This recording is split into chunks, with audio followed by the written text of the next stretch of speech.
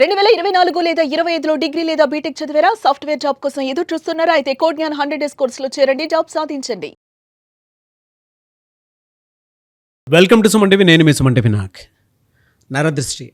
నరదృష్టి ప్రభావం కనుక ఉంటే మనిషికి తెలియకుండానే మానసికంగాను శారీరకంగాను చాలా రకాలుగా దెబ్బతినేటువంటి అవకాశం ఉంటుందని చెప్పేసి అంటూ ఉంటారు వైదిక ఆస్ట్రాలజీ ప్రకారం కనుక మనం చూసుకుంటే. అయితే ఈ నరదృష్టి ప్రభావం అనేది ఎన్ని రకాలుగా ఉండేటువంటి అవకాశం ఉంది, అండ్ 2026లో కనుక మనం చూసుకుంటే ఏ రాశి వారికి ఏ విధంగా ఉండేటువంటి అవకాశం ఉంది అనేది ఈరోజు మనతో పాటు వైదిక ఆస్ట్రాలజీ ఉమా గారు ఉన్నారు. వారి మాట్లాడి తెలుసుకుందాం. నమస్కారం ఉమా గారు. నమస్తే నాగరాజు గారు. నరదృష్టి ప్రభావానికి రాళ్ళు కూడా పగిలిపోతాయని చెప్పేసి మాట్లాడుకుంటూ ఉంటారు. అంటే శాస్త్రంలో దీనికి సంబంధించినటువంటి కొంత డేటా కూడా ఉంది. ఈ దృష్టి ప్రభావం అనేది ఎన్ని రకాలుగా ఉండేటువంటి అవకాశం ఉంటుంది? 2026లో కనుక మనం చూసుకుంటే కొన్ని రాష్ట్రాల వాళ్ళకి ఈ దృష్టి ప్రభావం ప్రకారం ఇక్కడిక్కడ కొన్ని మేజర్ చేంజెస్, కొన్ని దెబ్బలు తగిలేటువంటి అవకాశం ఉంటుందని చెప్పేసి అంటుంటారు కదా. అవును. అవి ఎన్ని రకాలుగా ఈ దృష్టి ప్రభావం ఉంది, ఎస్పెషల్లీ విమెన్కి ఏ విధంగా ఉండబోతుంది అంటారు అసలు? తప్పకుండా అండి. ఎప్పుడైనా సరే నాగరాజు గారు, జ్యోతిష శాస్త్రం ప్రకారము మనం ఒక రాశిని కోసం మాట్లాడేటప్పుడు అక్కడ ఉండేటువంటి ట్రాన్సిట్స్ ఆధారంగా వారి యొక్క ఎనర్జీ ఎప్పుడు వీక్ అవుతుంది అనేటువంటిది మనం చూస్తామండి. సో ఎనర్జీ అనేటువంటిది ఎప్పుడైతే వీక్ అవుతుందో, దృష్టి కానీ ఇలాంటివన్నీ కూడా ఎక్స్టర్నల్ ఎనర్జీ అండి, అంటే బయటికి సంబంధించినవన్నీ కూడా. సో ఉదాహరణకి నరదృష్టి అనేటువంటిది ఎన్ని రకాలుగా విభజించబడి ఉంది అంటే 4 రకాలుగా విభజించబడి ఉందండి. ఏమిటి వాటి పేర్లు అంటే, ఒకటి సామాన్యమైనటువంటి దృష్టి, రెండవది మహానరదృష్టి, మూడవది సంభోగ దృష్టి, నాలుగవది సూక్ష్మ నరదృష్టి.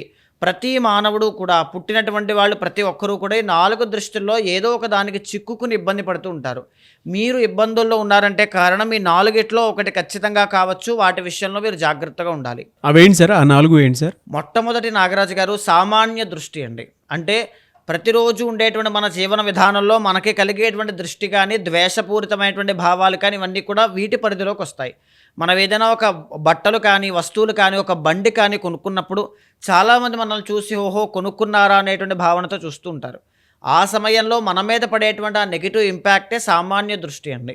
సో దాన్ని ప్రతిరోజు మనం చేసేటువంటి తలస్నానం వల్ల కావచ్చు, లేకపోతే దైవారాధన వల్ల కావచ్చు, అవన్నీ కూడా తగ్గిపోతూ ఉంటాయి. మనకి తెలియదు అది వచ్చినట్టు కూడా. అయితే రెండవది ఉంటుందండి, దాన్నే మహానరదృష్టి అంటారండి. మహానరదృష్టి అనేటువంటిది ఎప్పుడైతే వస్తుందో, ఫర్ ఎగ్జాంపుల్ ఒకళ్ళు చాలా కష్టపడి ఒక ఇల్లు అనేటువంటి దాన్ని కడుతున్నారనుకోండి, మధ్యలో అర్ధాంతరంగా ఇల్లు ఆగిపోతుంది.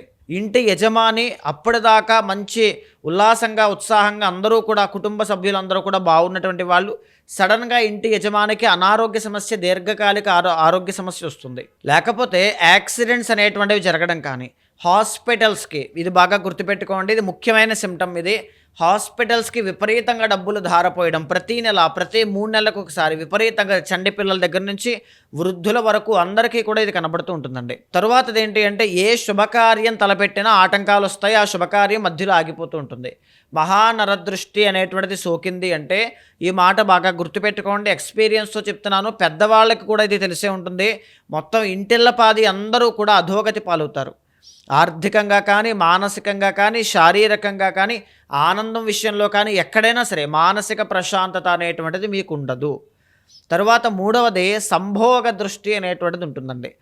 అంటే ఏంటి అంటే, చాలామంది మనం చూస్తుంటామండి, మ్యారేజ్ అయినటువంటి వాళ్ళు కావచ్చు, ఒక రిలేషన్లో ఉండేటువంటి వాళ్ళు కావచ్చు, వాళ్ళిద్దరి మధ్యలో డిస్టర్బెన్సెస్ అనేటువంటివి వస్తాయి. ఇది ఎక్కడి నుంచి వస్తుందండి? వేరే వాళ్ళ యొక్క దృష్టి ప్రభావం వాళ్ళిద్దరి మధ్యలోకి ఇన్వాల్వ్ అవ్వడం వల్ల, అది అత్తగారు కావచ్చు, తల్లి కావచ్చు, వేరే బయట ఉండేటువంటి స్ట్రేంజర్ ఏ వ్యక్తి అయినా కావచ్చు, ఒక ఫ్రెండ్ కావచ్చు, సన్నిహితుడు కావచ్చు, స్నేహితుడు కావచ్చు, కుటుంబంలో ఉండేటువంటి వాళ్ళు కూడా కావచ్చు.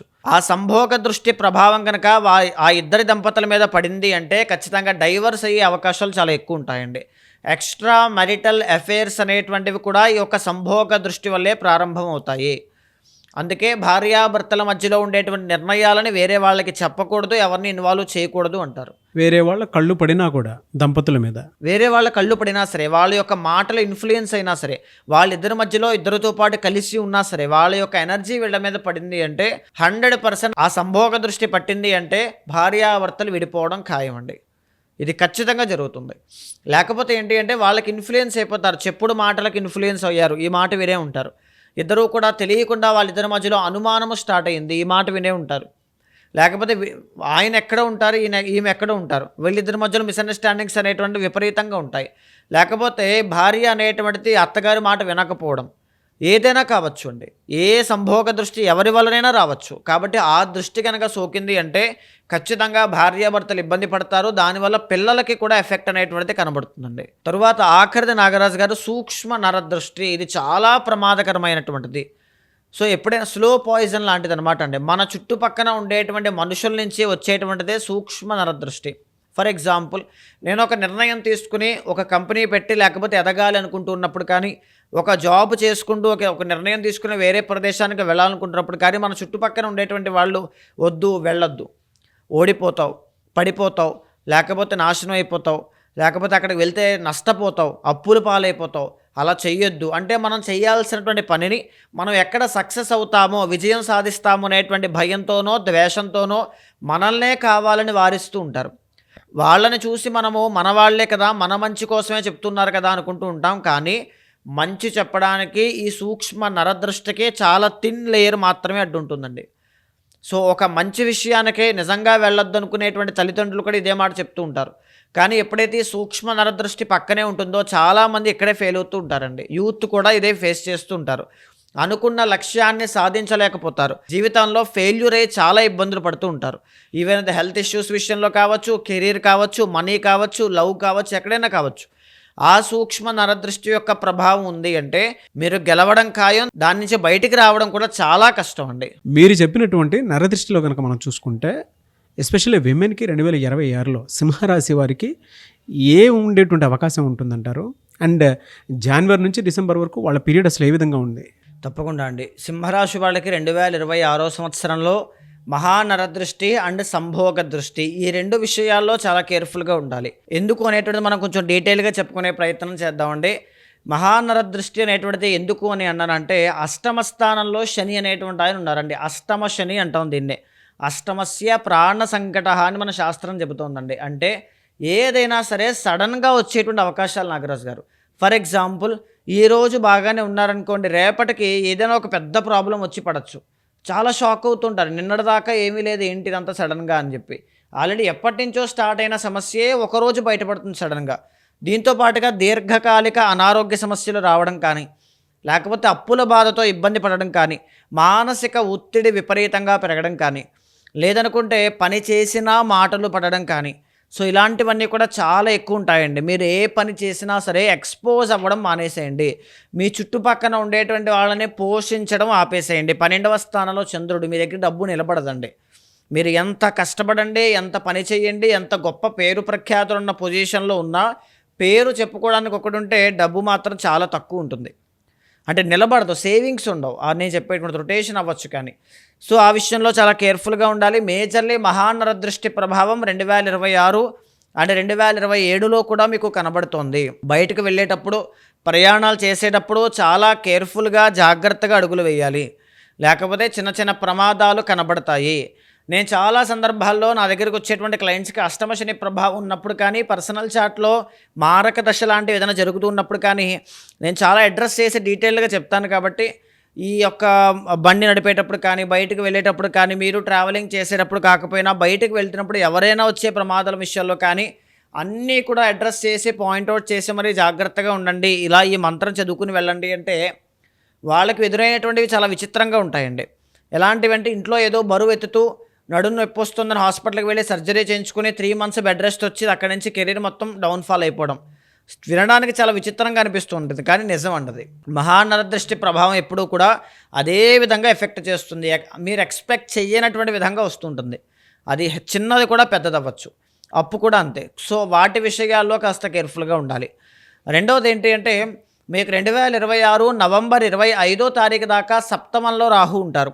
సప్తమము అనేటువంటిది ఎప్పుడు కూడా అందరికీ తెలిసినటువంటిదే. Spouse house, marriage house, business house, కేంద్ర స్థానము.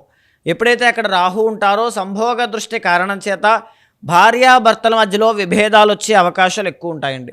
ఇద్దరి మధ్యలో డిస్టర్బెన్సెస్ వస్తాయి. రెండవది ఏంటంటే, వాళ్ళిద్దరూ ఎంత కష్టపడినా కలిసి ఉండేటువంటి విషయంలో మెకానికల్ ఆర్టిఫిషియల్ రిలేషన్షిప్పే కనబడుతూ ఉంటుంది. తర్వాత మీరు దీనికోసం ఏం చేస్తుండాలి, ఫ్యామిలీకి ఎక్కువగా టైం స్పెండ్ చేస్తూ ఉండండి. టైం ఇవ్వండి వాళ్ళకి. ఎక్కువగా రెస్ట్ అవసరం బాడీకి కూడా. ఎక్కువగా ఆలోచించద్దు, పని మీద ఎక్కువగా శ్రద్ధ పెట్టద్దు, కాస్త బాడీకి రెస్ట్ ఇవ్వండి. సో ఈ యొక్క సంభోగ దృష్టి కారణం చేత రిలేషన్షిప్లో ప్రాబ్లమ్స్ కనబడతాయండి. 2026లో కూడా మీరు చూస్తారు. సో దీని నుంచి బయటికి రావాలి అంటే ఏం చేయాలి? అసలు ముందు 2026 సంవత్సరంలో మంచి గడియలు ఏమున్నాయి అంటే జూన్ 1వ తారీఖు దాకా గురు బలము అనేటువంటిది మీకు ఉంది. 11th హౌస్లో గురువు కాబట్టి దీనివల్ల ఈ అష్టమ శని అంటే మహానర దృష్టి, తర్వాత సప్తమ రాహు అంటే సంభోగ దృష్టి యొక్క ప్రభావం నుంచి బయటపడి గురువు యొక్క డామినెన్స్ వల్ల సురక్షితంగా ఉండేటువంటి అవకాశాలు ఉన్నా, వ్యక్తిగత జాతకం పర్సనల్ చార్ట్లో ఏదైనా దోషం ఉంటే ఆ గురువు కూడా మిమ్మల్ని కాపాడలేకపోవచ్చు. అది ఆర్థికంగా, లేకపోతే కెరీర్ పరంగా, లేకపోతే మోసపోవడం కానీ, ఎవ్రీథింగ్ అండి, మానసిక ఒత్తిడి కానీ చాలా చూడొచ్చు. కాబట్టి చాలా కేర్ఫుల్గా ఉండాలి. అయితే మీకు కలిసి వచ్చేటువంటి మాసాలు ఏంటి అంటే మే 17వ తారీఖు దగ్గర నుంచి జూలై 17వ తారీఖు దాకా మీకు అద్భుతంగా కలిసి వచ్చేటువంటి రోజులండి. ఎందుకంటే రవి దశమ ఏకాదశ స్థానాల్లో సంచారం చేస్తారు కాబట్టి కెరీర్లో గ్రోత్ కనబడుతుంది. ప్రయత్నం చేస్తే అనుకూలిస్తాయి, పేరు ప్రఖ్యాతులు అనేటువంటివి వస్తాయి, అనారోగ్య సమస్యలు తగ్గుతాయి, ప్రమోషన్లు వస్తాయి, జీతాలు పెరుగుతాయి, అన్నీ బాగుంటాయి. సో అష్టమ శని మాత్రం అప్పుడెప్పుడే పోదు. ఇవన్నీ వచ్చినా ఆ ప్రభావం మాత్రం వెంటాడుతూనే ఉంటుంది. ఎక్కడో అక్కడ మంచి జరుగుతూనే ఒక పక్క నుంచి ఇబ్బంది కనబడుతూ ఉంటుంది. అయితే మళ్ళా తిరిగి అక్టోబర్ 17వ తారీఖు దగ్గర నుంచి నవంబర్ 17 దాకా రవి అనేటువంటి ఆయన 3వ స్థానంలో సంచారం చేయడం వల్ల రాజయోగాన్ని ప్రసాదిస్తూ ఉన్నారు. సో ఆ విషయంలో కూడా మీకు కొంచెం మంచి జరిగే అవకాశాలు ఉంటాయి. బట్ 2026 సంవత్సరంలో ఏ నిమిషంలో ఎప్పుడు ఎలా పరిస్థితులు క్రియేట్ చేస్తుంది, అష్టమము అంటేనే సడన్ చేంజెస్ కాబట్టి అండి. ఎందుకంటే ఇంత మంచి ఉన్నా ఏ నిమిషానికి ఎలా ఉంటుందో మనం చెప్పలేం. అష్టమము అంటే సడన్ చేంజెస్, ట్రాన్స్ఫర్మేషన్. కాబట్టి తప్పకుండా చేయాల్సింది ఏంటి అంటే కాళీమాతకి సంబంధించినటువంటి హోమం చేయండి. నెంబర్ 1. అది శని యొక్క ప్రభావాన్ని, మహానర దృష్టి యొక్క ప్రభావాన్ని, ప్రయోగాలు కానీ నెగిటివ్ ఎనర్జీ కానీ ఏమైనా ఉంటే వాటన్నిటినీ కూడా తీసేస్తుంది. రెండోది ఏంటి అంటే రాహు యొక్క దోషం పోవడానికి, సంభోగ దృష్టి దోషం పోవడానికి చండీ హోమము అనేటువంటిది చేయించండి. సో దీనివల్ల ఎక్స్ట్రాడినరీ రిజల్ట్స్ అనేటువంటివి చూస్తారండి. ఇకపోతే జెమ్ సొల్యూషన్లోకి మనం వస్తే కనుక ఏ జెమ్ స్టోన్ నేను ధరిస్తే బాగుంటుంది అంటే యాక్చువల్లీ మీరు ఇప్పుడు నడిచేటువంటి 2 ఇయర్స్ కూడా అష్టమ శని యొక్క ప్రభావం ఇబ్బంది పెట్టకూడదు. ఆ ఆరా అనేటువంటిది శని బాధల నుంచి బయటకు వచ్చే విధంగా ఉండాలి అంటే ఎమెథిస్ట్ మాల కానీ, ఎమెథిస్ట్ స్టోన్ని ధరించడం కానీ, బ్రాస్లెట్లా వేసుకోండి, చాలా బాగుంటుంది. యాజ్ పర్ చార్ట్ మనం జెమ్ స్టోన్ సజెషన్ ఇవ్వాలి అంటే పగడము, రెడ్ కోరల్ అంటామండి. జపాన్ దేశానికి సంబంధించినటువంటి రెడ్ కోరల్ మీరు కుడి చేతి ఉంగరం వేలికి ధరించడం వల్ల సింహరాశి వాళ్ళకి రాజయోగము అనేటువంటిది పడుతుంది. రియల్ ఎస్టేట్ కానీ, కెరీర్ కానీ, మనీ కానీ, లేకపోతే టర్నింగ్ పాయింట్ కానీ, హెల్త్ ఇష్యూస్ కానీ, ఎవ్రీథింగ్ అన్నీ కూడా దానివల్లే మీకు సార్ట్అవుట్ అవుతాయి. చాలామంది ఏంటంటే మీరు చెప్పిన దాని ప్రకారం రెమెడీ చేయించుకుందాం అనుకున్నటువంటి వాళ్ళు చాలామంది ఉన్నారు. వాళ్ళకి పూజలు కావాలి, కొన్ని క్రతువులు కావాలి, దాంతోపాటు పర్సనల్ చాట్ ప్రకారం ఏదైతే ఉంటుందో అవి మీ దగ్గర అపాయింట్మెంట్ తీసుకొని అన్ని క్లియర్ చేసుకుందాం అనుకున్నటువంటి వాళ్ళు ఉన్నారు. ఆ ప్రాసెస్లో మిమ్మల్ని అప్రోచ్ అవుదాం అనుకుంటే ఎలా? తప్పకుండా అండి. అలాంటి వాళ్ళు ఎవరైనా ఉంటే మీకు కింద కనిపించే అపాయింట్మెంట్ నెంబర్కి కాల్ చేస్తే మా వాళ్ళు మీకు పూర్తి వివరాలు అందిస్తారు. మీ యొక్క డేట్ ఆఫ్ బర్త్ కానీ, టైమ్ ఆఫ్ బర్త్ కానీ, ప్లేస్ ఆఫ్ బర్త్ కానీ అది ఉన్నప్పుడు ఖచ్చితంగా నేను మీ యొక్క జాతకాన్ని చూసి ఒకవేళ ఆ సమస్యకి సొల్యూషన్ ఉంటే నేనే శాంతి పరిహారములు మీకు ఆచరింపచేసి ఏ ప్రాబ్లంతో మీరు ఫేస్ చేస్తున్నారో దానికి సొల్యూషన్ ఖచ్చితంగా చూపిస్తాను. భగవత్ అనుగ్రహం కలిగేలా చేస్తాను. Thank you so much Uma గారు. నమస్తే అండి. చూసారు కదండి వీడియో. ఈ వీడియోపై మీ అభిప్రాయం కమెంట్ బాక్స్లో పోస్ట్ చేయండి. ముఖ్యంగా మీరు కనుక లైఫ్లో మీకున్నటువంటి ప్రతి ప్రాబ్లంకి వేదిక ఆస్ట్రాలజీ త్రూ సొల్యూషన్ కావాలి అనుకుంటే మాత్రం స్క్రీన్ మీద ఉమా గారి కాంటాక్ట్ నెంబర్ కనిపిస్తుంది.